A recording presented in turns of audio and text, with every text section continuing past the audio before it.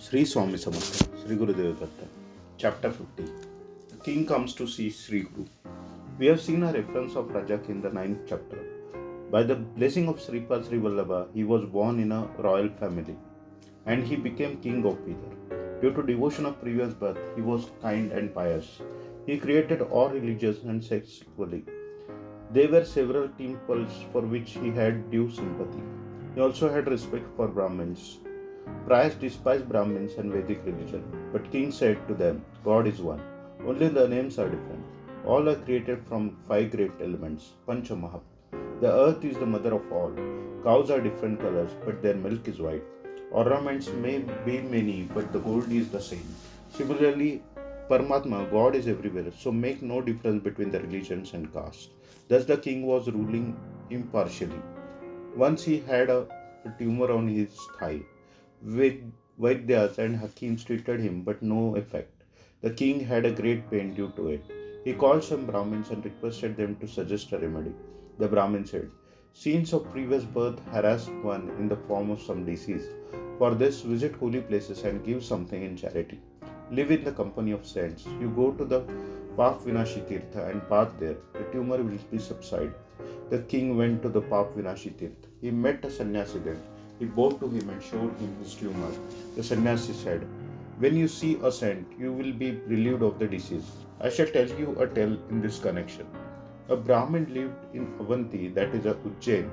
He gave up a bath and Brahmin's rites, that is Sandhya, Puja, etc., and lived with a prostitute named Pingla.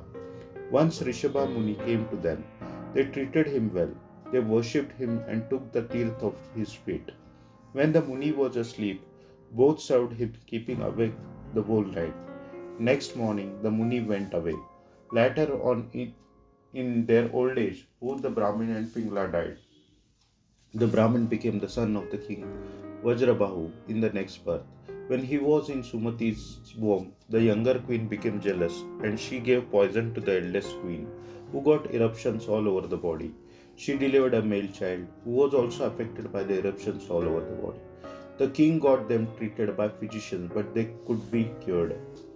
The king suspected that the infection would spread in the whole family, and he therefore asked fishermen to take the queen and her son to the forest and leave them there. People were sorry to know about this evil act of the king. Sumati was roaming in the forest with her son in despair. Due to the exertion, she was thirsty and was searching for water. She came to a mandir and met some females who told her Padmakar is the king of this country. He is a kind and pious. He will protect you. In the meantime, some maid servants of the king came there. Sumati narrated to them her sad account. They took Sumati to the palace and reported to the king about her. The king was very kind and he arranged for her stay. Here too the eruptions on the body of the mother and son harassed them. One day, due to unbearable pain, the child expired. Sumati began to weep bitterly. The ladies of the neighborhood tried to console her, but she continued mourning. In the meanwhile, Rishabha Muni came there. King Padmakar received him warmly. As he heard a mourning sound, he inquired. Padmakar narrated to him the sad account of Sumati. Rishabha Muni came to her and began to console her, saying, It is futile to mourn for a bygone. All leaves are like bubbles in water. This body is made up of five elements, and when these elements separate, nothing remains behind. So do not mourn for the perishable body. One has to suffer as per one's previous actions. For self-emancipation, adore Sri Shankara. Sumati said, I had to come here, leaving the kingdom, and here too I met this fate. Now I do not wish to live any longer. Saying so, she fell on the feet of the Muni. The Muni was moved to see her state. He remembered the service that her son had given him in his last birth. He applied a little basma to his forehead and put a little in his mouth. Suddenly the child got life and began to move.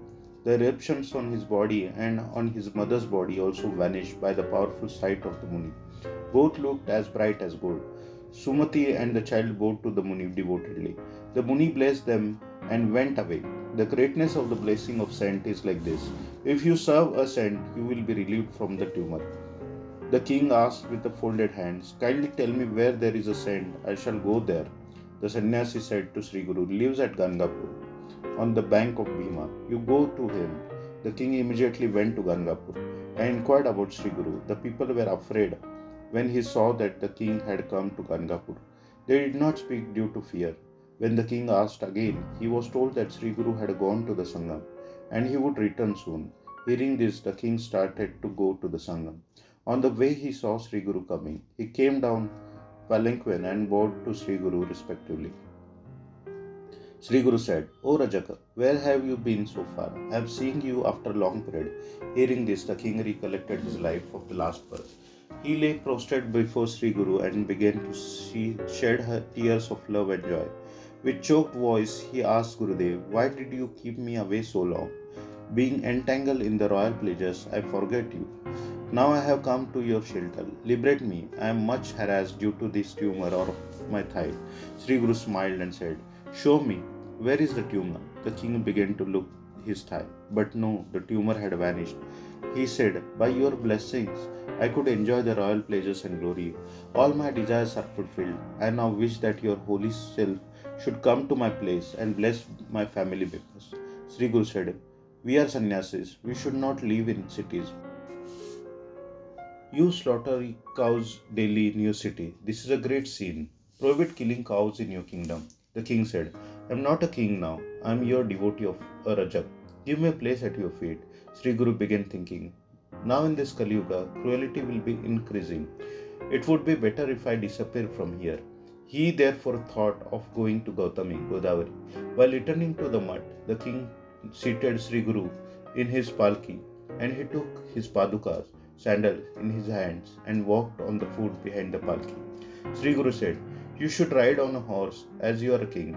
Your persons will blame you for serving a Brahmin and a sannyasi.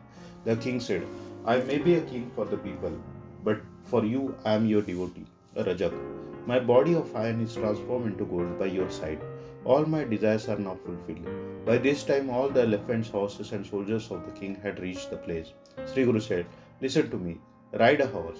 The king first seated all the disciples of Shri Guru on the horses, and then he rode a horse and the procession started ceremoniously. Shri Guru then said to the king, if we come with you, we cannot observe our rituals punctually. Therefore I will go ahead. You come to Pap Vinashi to see me. Saying this, Shri Guru disappeared instantly with all his disciples and reached Bidar. Nagnath, the son of Sahamdev, met Shri Guru there. He worshipped Shri Guru and did a samradhana. Then Shri Guru went to the Pap Vinashi Tirtha. The king was very sorry to see the disappearance of Shri Guru from the procession and suddenly. But he remembered that he was asked by Shri Guru to see him at Pap Vinashi. He rode a swift horse and started for Pap Vinashi. He covered the distance of 88 miles in a day. He saw Shri Guru and again requested him to grace his city by holy presence. The king decorated his city with flags, buntings and arches. He seated Shri Guru in a palki. 9 kinds of gems were waved on him. The citizens waved arti at various places. They censured the king for serving for the Brahmins, but the Hindus, citizens and Brahmins praised him for liberal, learned and pious. The procession was going with the musical instruments. Coins and clothes were being distributed to the poor. With the procession reached the main gate of palace, Shri Guru walked on the costly carpet spread on the path. Shri Guru was seated on the decorated throne, and all the queens and children of the king bowed to him respectfully. Shri Guru blessed the king and his family members and asked, are all your desires fulfilled by now? The king said, I have fully enjoyed the royal glory. I now wish to serve your feet. Shri Guru asked him to come to Sri Shalya and went to Gautami at Nasik. He bathed there and returned to Gangapur. All the citizens were pleased to see the Sri Guru had come back safe. Sri Guru called all the disciples and said, now I wish to live secretly. Therefore I intend to go to Sri Shalya. Still I shall be staying at Gangapur. If I live fear openly, people will come here daily and trouble me for fulfillment of their desires, as the king himself had been here. Sri Swami Samartha, Sri Gurudeva Datta.